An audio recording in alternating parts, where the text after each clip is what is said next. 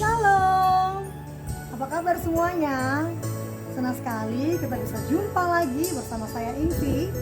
Terima kasih sudah setia bersama channel saya. Subscribe ya kalau kamu tertarik. Dan kalau kamu belum pernah menyaksikan channel saya atau menyaksikan part-part saya sebelumnya, bisa dilihat video-video saya yang sebelumnya. Dan di video kali ini Invi mau menceritakan bagaimana Invi bisa terlepas dari dosa pornografi atau dosa seksual. Begini ceritanya. Jadi, pada saat saya sudah dibaptis, apakah saya langsung berubah? Tidak. Ketika saya sudah menjadi anak Tuhan, apakah seluruh kehidupan saya langsung berubah? Tidak. Dan apakah keadaan sudah langsung menjadi baik? Tentu tidak. Justru saya harus memikul salib yang begitu berat. Justru saya harus menghadapi kenyataan-kenyataan yang begitu pahit. Saya memiliki pergumulan. Tentu saja pergumulan terutama saya adalah pergumulan tentang keuangan. Karena saya adalah seorang single parent, dan kedua suami saya tidak pernah menafkahi anak-anak saya. Sehingga saya harus berjuang dan bekerja keras untuk mereka. Sedang saya pun sendiri adalah anak dari orang tua yang broken home dan broken heart, dan dengan kekurangan yang sangat. Saya masih harus membantu orang tua saya masih harus membantu adik saya. Dan saya harus tetap bekerja untuk anak-anak saya. Sehingga apa yang saya butuhkan itu lebih besar daripada pemasukan yang saya dapatkan. Tentu saya sudah berdoa, Tuhan tolong saya. Tetapi terkadang Tuhan itu diam. Saya sudah berdoa, Tuhan lepaskan saya dari pergumulan-pergumulan saya. Tetapi keadaan belum juga berubah. Sehingga saya jatuh lagi di area yang sama sebelum saya mengenal Tuhan. Jadi saya sudah Kristen, saya sudah mengenal Tuhan. Tetapi akhirnya saya jatuh lagi di area yang sama, yaitu area pornografi. Mengapa? Karena saya membutuhkan uang. Karena saya membutuhkan pertolongan. Dan saya tidak sabar menantikan waktu Tuhan. Saya terlalu takut. Saya tidak percaya lagi. Saya khawatir dengan apa yang saya makan, dengan apa yang saya minum. Dan saya nggak hanya sendiri, tapi saya harus berjuang untuk anak-anak saya, keluarga saya. Jadi uang saya itu nggak cukup, teman-teman. Pemasukan saya itu nggak cukup, meskipun saya bekerja dan gaji saya juga sudah UMR di kota Surabaya. Jadi apa yang saya lakukan? Saya jatuh lagi untuk mendapatkan uang. Bahkan saya jatuh dengan orang yang sudah memiliki istri. Betapa jahatnya saya, bukan? Tetapi pada suatu ketika saya ini meskipun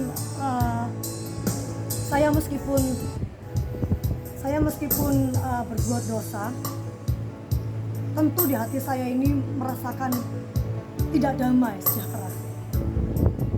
Saya tetap pergi ke gereja, saya tetap berdoa, saya tetap memiliki komunitas rohani. Tetapi mereka semua tidak ada yang tahu jika saya melakukan hal yang berdosa. Sampai suatu ketika saya jadwalnya hari Selasa kan ibadah komsel ya, connect group. Dan connect group waktu itu campur, maksudnya digabung sama kelompok-kelompok lain. Jadi kita connect groupnya biasanya kan di rumah temen. Kemudian kita di situ nyanyi menyembah Tuhan, sharing. Jadi saya ini rajin, teman-teman. Saya rajin connect group. saya rajin beribadah, saya rajin sharing. Tetapi saya menyembunyikan dosa, yaitu menjadi seorang simpanan demi untuk menafkahi anak-anak saya dan demi untuk membantu keluarga saya. Dan mereka semua nggak tahu tentang apa yang saya lakukan. Pahit saudara, pahit banget. Saya harus melakukan itu. Tapi saya juga nggak bisa meninggalkan Tuhan. Karena saya tahu bahwa Tuhan Yesus adalah Tuhan yang benar. Saya nggak bisa meninggalkan Tuhan. Tapi saya juga tidak sabar menantikan waktu Tuhan. Karena 11 tahun saya menantikan pertolongan Tuhan. Supaya saya terbebas dari pergumulan ekonomi saya. Tapi itu tidak kunjung tiba. Akhirnya teman-teman, saya terus melakukan itu. Hingga suatu hari. Saya datang ke acara connect group gabungan itu. Di suatu gereja saya. Pada waktu itu saya baru melakukan suatu dosa, ya. Saya datang, saya duduk di belakang sendiri. Saya duduk di belakang sendiri karena saya tahu saya terdakwa. Iblis begitu mendakwa saya. Kamu gak pantas berada di ruangan ini. Kamu seorang pendosa. Kamu tidak layak untuk datang ke ibadah ini.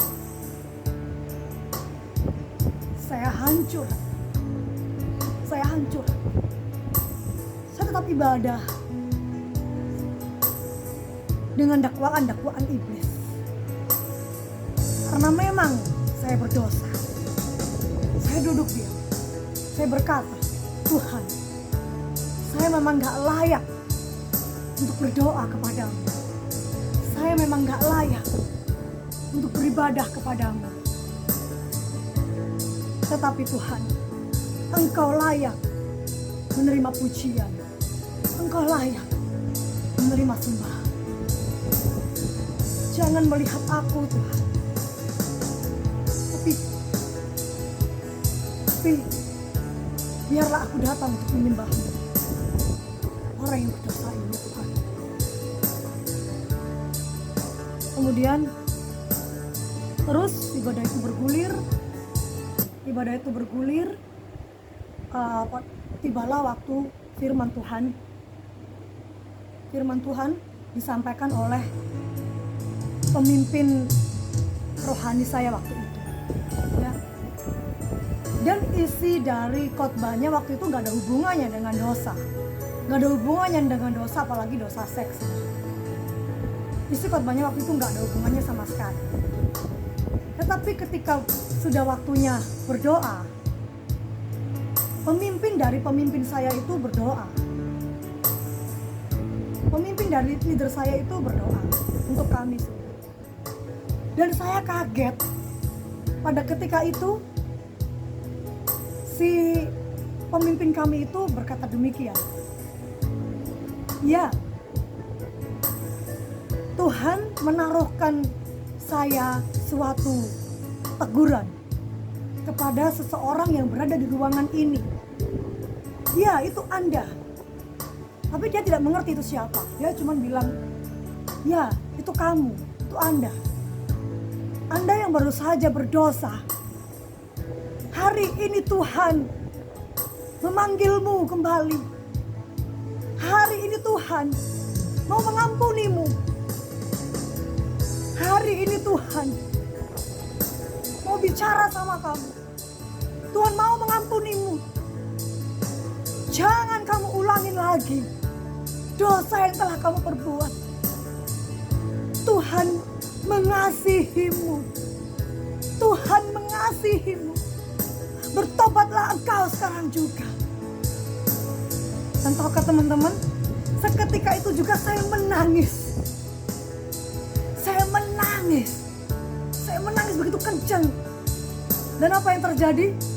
Teman-teman saya, jadi kan kalau kita connect group, kita komsel kan semua orang mengenal saya karena kita kan teman komsel, teman kelompok. Jadi teman-teman saya itu menoleh kepada saya.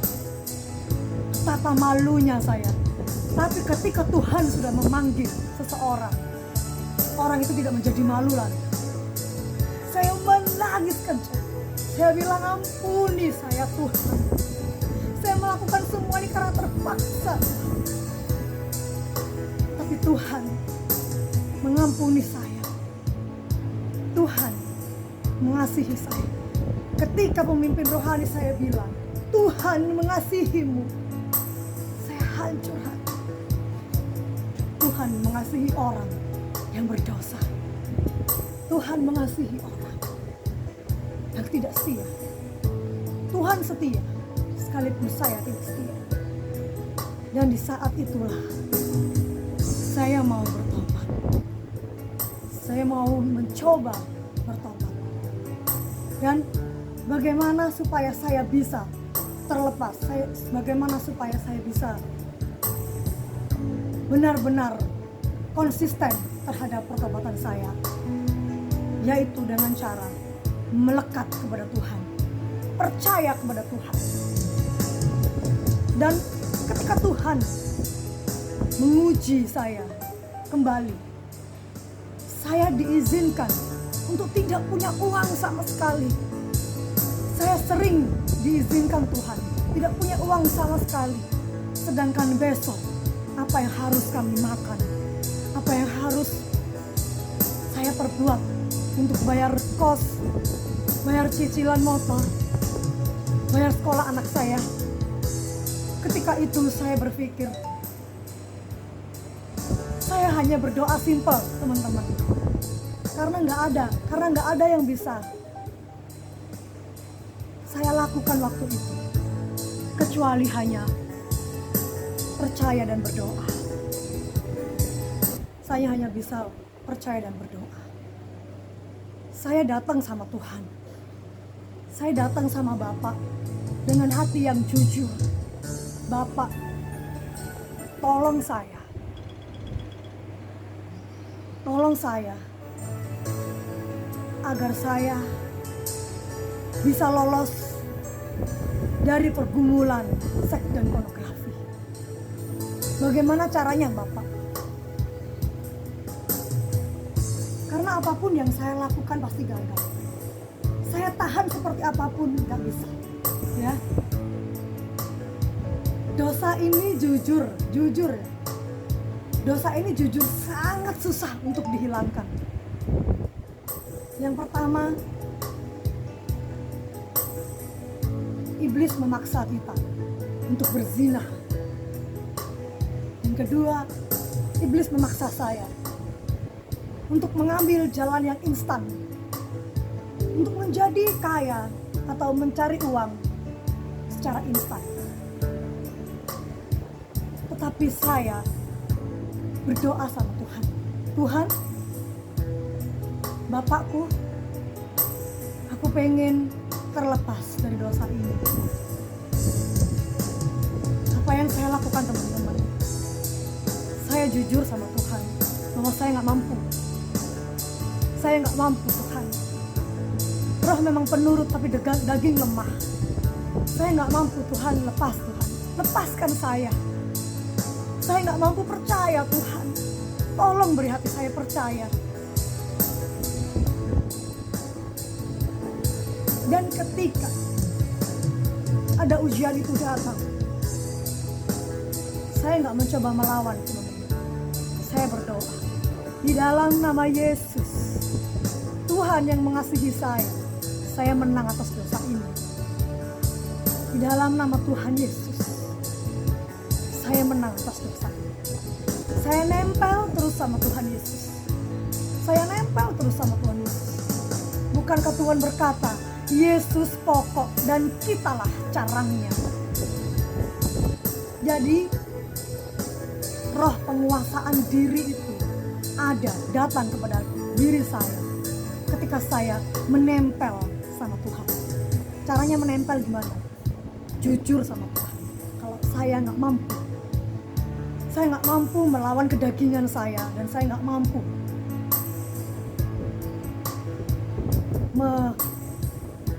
percaya sama Tuhan sepenuhnya. Dan ketika kita jujur sama Tuhan, Tuhan sendirilah yang memampukan kita untuk bertahan. Tuhan sendirilah yang memberikan kekuatan supaya saya tidak takut. Ya Tuhan, Engkau mengasihi aku.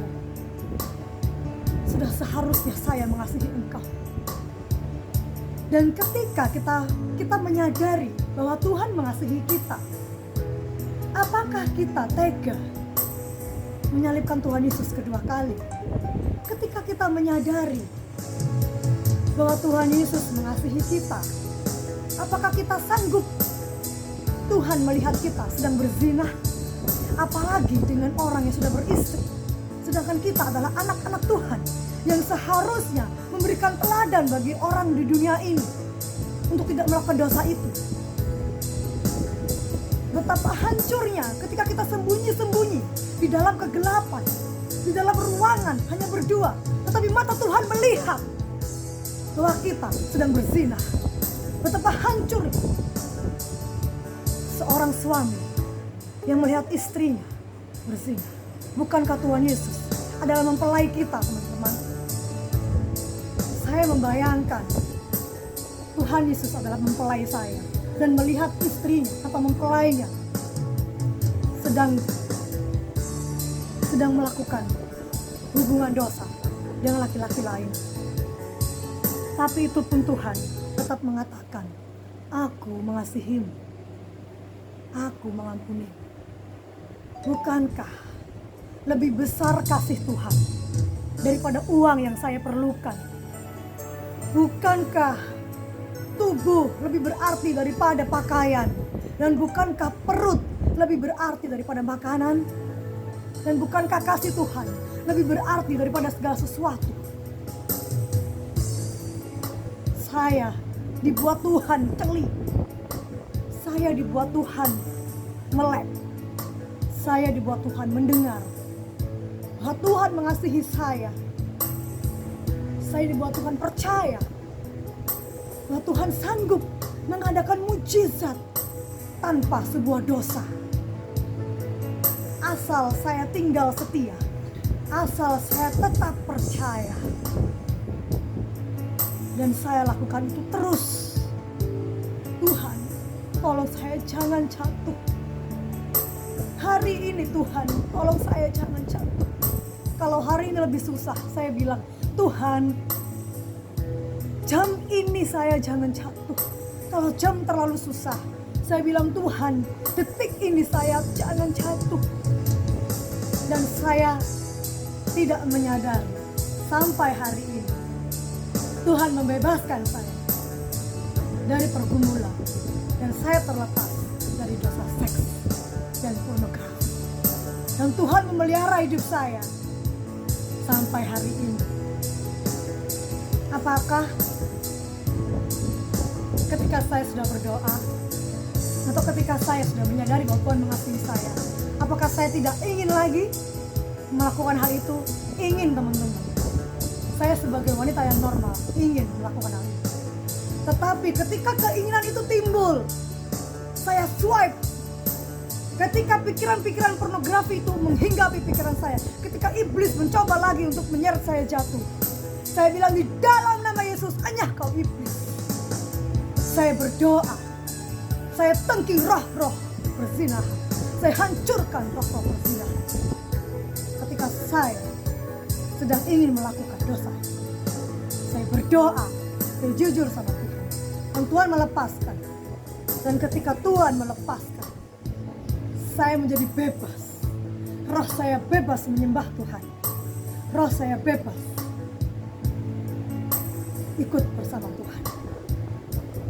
Itulah sedikit kesaksian saya di bagian terlepas dari dosa seks.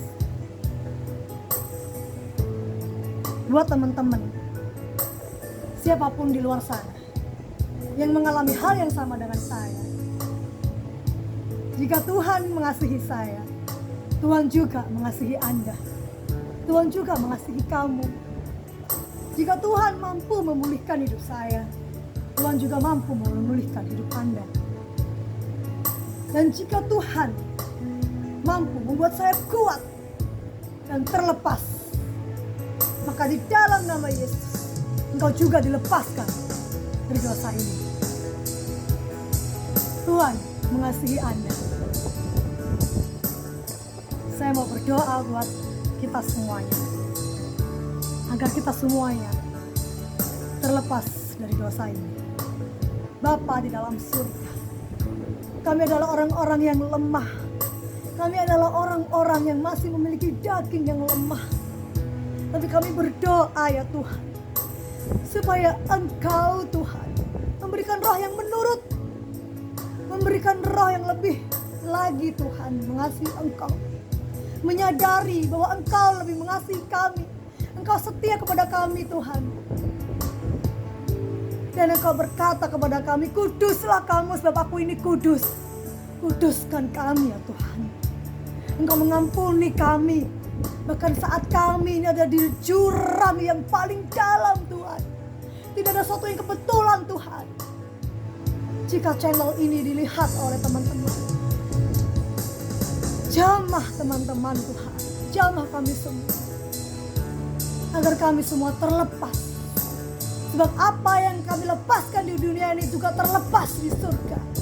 Di dalam nama Yesus kami hancurkan roh perzinahan dan roh pemberontakan, supaya kiranya kita semua kembali kepada Tuhan dalam keadaan yang tidak bercacat dan tidak bercolok. Terima kasih Tuhan. Di dalam nama Yesus kami percaya. Percaya Tuhan. Oh kami percaya. Kami percaya Tuhan. Kami percaya Yesus. Percayalah teman-teman. Tuhan Yesus sudah mengampuni kita semua. Kasih-Nya seolah-olah tiada mampu. Yesus perhatikan kehidupan tiap orang yang sudah rusak dibetulkan dengan penuh kasih sayang. Yesus tiap tetesan air mata. Ia mengenal hatimu yang penuh penyesalan dosa. Haleluya. Terima kasih. Percayalah Tuhan sudah mengampuni kamu. Tuhan sudah mengampuni saya, Tuhan sudah mengampuni kita semuanya. Percayalah, Tuhan sanggup mengubah sesuatu. Terima kasih teman-teman sudah menyaksikan channel saya, sudah setia mendengarkan kisah hidup saya. Silakan isi di komentar jika Anda ini doakan atau ada pertanyaan. Terima kasih, salam sehat, salam damai buat kita semuanya. Saya Ingvi mengucapkan Tuhan Yesus memberkati.